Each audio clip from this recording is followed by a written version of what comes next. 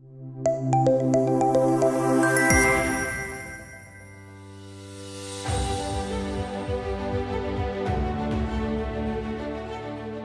hello friends, we have a very dynamic and young leader with us today from school education space, Mr. Viral Jain ji. He's the chairman and managing trustee of Lokpriya Providentia International School, Jamnagar. This is a new word for me, Providentia. We welcome you, sir, and please elaborate this meaning more. Providentia is the ability to see the future, Chandan, and it is same like how Adore is seeing the future of all the educators, and it's Egyptian name, and the goddess is known as Providentia. It is so that we want to enable students to see the future and then act. So, would you like to highlight more about your Lokpriya Providentia International School, sir? In what capacity are you running these schools, and from where the maximum attrition of admissions comes to? See, we are established in Jamnagar from last 10 years, and mostly all the students are from in and around Jamnagar, and around 40 kilometers from rural areas also we cater to students who are from around 40 kilometers of radius. And we run a CBSE curriculum, and today with the session which we had really has ignited a new wave, of thinking in me, and has forced me to rethink and reshape the education which I or we are imparting at our school. So we'll surely take out new ways like जो हमने आज technology की बात की, और technology के साथ जो साइबर सेफ्टी की बात की, which is a very important topic, क्योंकि जैसे मैंने अंदर बोला कि हमने बच्चों को इंटरनेट सिखा दिया, लेकिन हमने बच्चों को इंटरनेट से बचना नहीं सिखाया अभी तक, and this is very important. Cyber safety today is very very important, Chandan. Sir, जैसे हम जानते हैं कि अहमदाबाद में या गुजरात में people are more incline towards doing a business और एंटरप्रेन्योर बनना चाहते हैं. सो हम इन और वो बचपन में ही अपने फैमिली बैकग्राउंड में भी देखते आ रहे हैं. जामनगर जैसे सिटी में सर आप कैसे इंकलकेट करते हैं कि बच्चा फ्यूचरिस्टिक हो और टुवर्ड्स एकेडमी की तरफ ध्यान दे, एकेडमिया की तरफ ध्यान दे और कॉम्पिटिटिव एग्जामिनेशन को फेस करने के लिए तैयार रहे? क्या ये चैलेंजेस हैं या कैसे आप उसको एड्रेस करते हैं? सर, ये एक बहुत बड़ा चैलेंज है, बहुत बड़ा टॉपिक है. अगर मैं बात करूँगा, जैसे आपने बोला कॉम्पिटिटिव एग्ज़ाम्स, तो स्किल देना, पढ़ाना और कॉम्पिटिटिव एग्ज़ाम्स एक साथ नहीं चलती है. दिक्कत ये है कि हम अगर बच्चों को स्किल सिखाएंगे तो कॉम्पिटिटिव एग्ज़ाम के लिए रेडी नहीं होता, क्योंकि competitive exam is a rat race. Competitive exam is not a skill which is to be acquired. वो शायद एक हाईली इंटेलेक्चुअल माइंड्स को कैटर करता है. और कॉम्पिटिटिव एग्ज़ाम्स बनाए क्यों गए, ये हमने अपने आप से क्वेश्चन नहीं किए.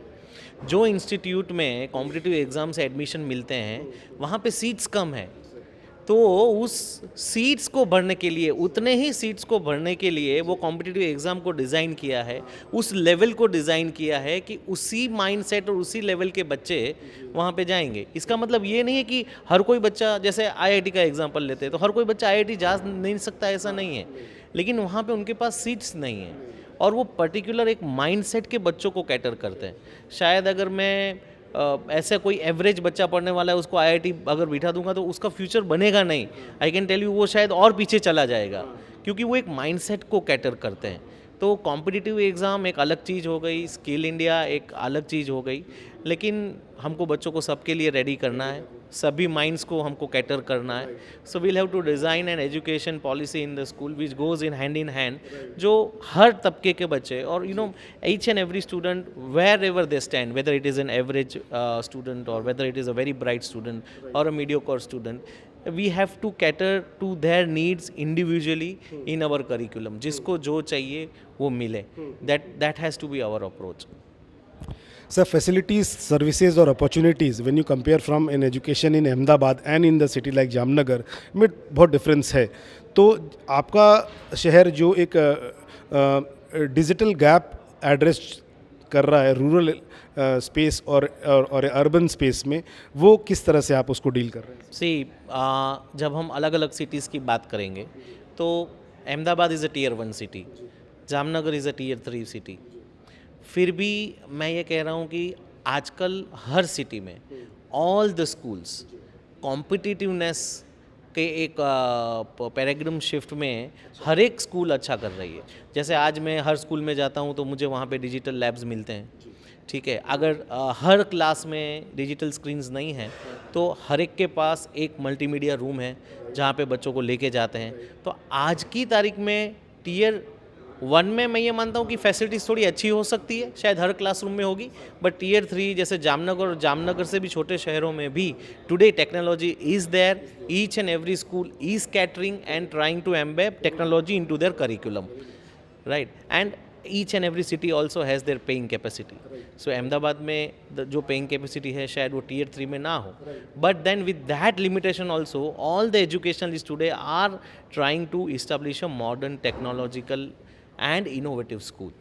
Yeah. Very well said sir. आपके स्कूल के लोकप्रिय प्रोविडेंशिया स्कूल के की गुड पॉइंट्स क्या होंगे जिसकी वजह से पेरेंट या स्टूडेंट अट्रैक्ट होता है एडमिशन लेने के? सी डे वन से ही मैं मेरे पेरेंट्स को ये कहता आया हूँ कि marks and books is not everything and knowledge is not in the books now. ये मैं 10 साल पहले बोलता था, लेकिन आज तो अब ये हो गया है कि अब नॉलेज कहीं पे भी है, हमारा बच्चा कहीं पे भी नॉलेज ले सकता है, राइट? सो की पॉइंट इज़ स्किल्ड भारत भी बनाना है, इनोवेटिव भारत भी बनाना है, तो हमको थोड़ा टेक्स्ट बुक से हट के सोचना पड़ेगा, हमको मार्क्स और परफॉर्मेंस से अलग से सोचना पड़ेगा। और वो तो बच्चे परफॉर्म करेंगे, जब स्कूल में आते हैं तो उसके लिए आते हैं कि पढ़ाई करनी है, परफॉर्म करना है, वो होगा ही, लेकिन उसके साथ साथ parents will have to change their mind to shift their students to skill. सबको रेंचो बनना है। देखने में सब जब देखते हैं तो लगता है हमारा बच्चा रेंचो बन जाना चाहिए, पर क्या रेंचो बनाने के लिए वो स्कूल में उसको भेजते हैं? स्कूल में जाते ही जब पीटीएम्स होते हैं, एट दैट टाइम पेरेंट्स एक ही चीज़ बोलते हैं, सर मेरे बच्चे को मार्क्स नहीं आते हैं, वो बरोबर लिखता नहीं है, उसका रैंक नहीं आता है। हमें ये स्टेटमेंट चेंज करना पड़ेगा, माइंडसेट चेंज करना पड़ेगा, और हमें बच्चों को एवेल्यूट करना पड़ेगा कि किसको ज़्यादा कितनी स्किल्स भी आती है साथ में। एक बच्चा पढ़ाई में अच्छा हो सकता है, एक स्किल में अच्छा हो सकता है। So we will have to change our mindset towards skilling India, right?